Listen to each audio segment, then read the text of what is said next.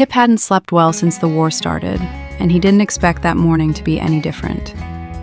Dawn came crawling over the Kentucky hills like a tired old dog, slow and gray, and Tip woke to the sound of horses shifting in the makeshift corral.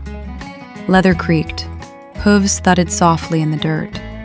Somewhere nearby, a man coughed the kind of cough that came from too many nights sleeping on cold ground. Tip pushed himself upright, rubbing grit from his eyes. His blanket was damp with dew, and the air carried that sharp, metallic smell of early morning before the world warmed up. He stretched, bones popping, and looked over at his horse, a tall, dark gelding with a white blaze down his nose. The horse flicked an ear at him, as if to say, "You're late, old boy." Tip grunted. "Ain't even light yet." He stood, pulling on his boots, and walked over to the horse. The gelding nudged him in the chest, impatient but gentle. Tip scratched the animal's neck, feeling the familiar warmth beneath the coarse hair. He'd had this horse since before the war, before Morgan's raiders, before the long nights and longer rides. The horse was the only thing that hadn't changed. "Morning, Buck," Tip murmured. "Reckon we got another long day ahead." Buck snorted, which Tip took as agreement. Around them, the camp was waking up. Men muttered to each other, their voices low and rough. Someone stirred the embers of a dying fire, coaxing a thin flame to life. The smell of burnt coffee drifted through the air, bitter, strong, the kind that could wake the dead. Tip poured himself a tin cup's worth and drank it black, grimacing at the taste but grateful for the warmth. General Morgan's men were restless. They'd been riding hard for weeks, slipping through Union lines, raiding supply wagons, disappearing into the hills like ghosts. Tip wasn't much for politics. He didn't care about speeches or flags, but he cared about the men he rode with, and he cared about Buck. That was enough. "Tip," someone called. It was Harlan, a wiry man with a crooked grin and a voice like gravel. "You ready to ride?" "Born ready," Tip said, though he didn't feel it. They saddled up, the morning still dim, the world quiet except for the soft clink of metal and the occasional snort from a horse. Tip swung into the saddle, settling into the familiar creak of leather. Buck shifted beneath him, eager to move. They rode out in a loose line, the hills rolling out before them in shades of blue and gray. The sun was just starting to rise, painting the sky with streaks of pink. Tip breathed in the cold air, letting it clear the fog from his mind. The road ahead was narrow, winding through a stand of trees that looked half asleep. Tip kept his eyes sharp, scanning the shadows. He'd learned early that danger didn't announce itself. It waited, quiet and patient. Harlan rode up beside him. "You ever think about quittin'?" he asked, his voice low. Tip shrugged. "Ain't got nothing else to do." Harlan chuckled. "Fair enough." They rode in silence for a while, the only sound the steady rhythm of hooves on dirt. Tip felt Buck's muscles working beneath him, strong and sure. The horse was the best thing he'd ever owned, maybe the only thing he truly trusted.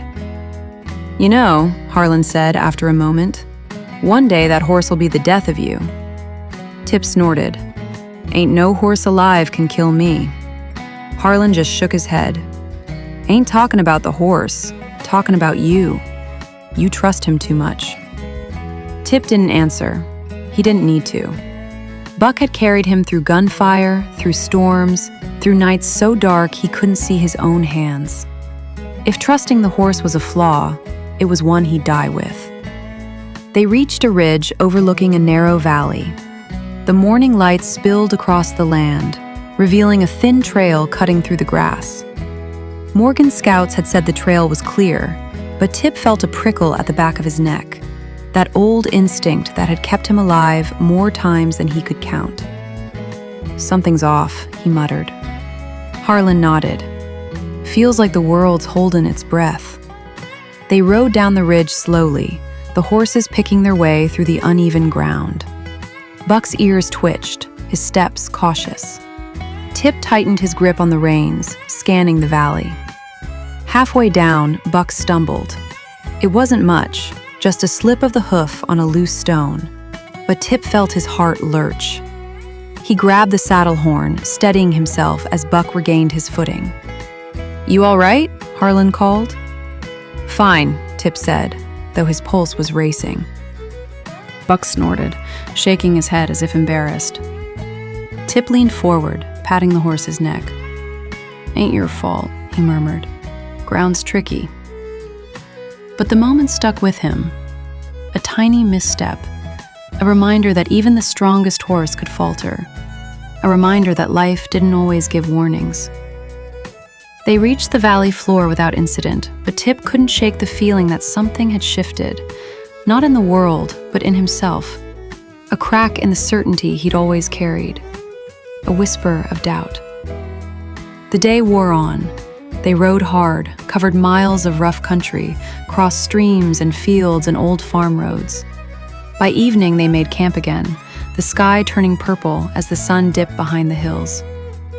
Tip unsaddled Buck, rubbing him down with a worn cloth. The horse leaned into the touch, eyes half closed. Tip smiled despite himself. "You're a good one," he said softly. "Best damn horse I ever had."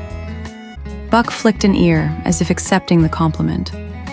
Tip lay down that night with the sound of horses breathing around him, steady and comforting. He stared up at the stars, thinking about Harlan's words, about Buck's stumble, about the strange feeling that had settled in his chest. He didn't know it then, couldn't have known, but that tiny misstep on the ridge would echo through the rest of his life.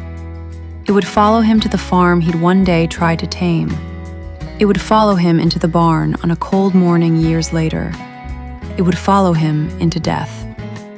But for now, Tip slept under the open sky, a raider with dust on his boots and a horse he trusted more than any man alive. And the road ahead waited, long and winding, carrying him toward a fate he couldn't yet see.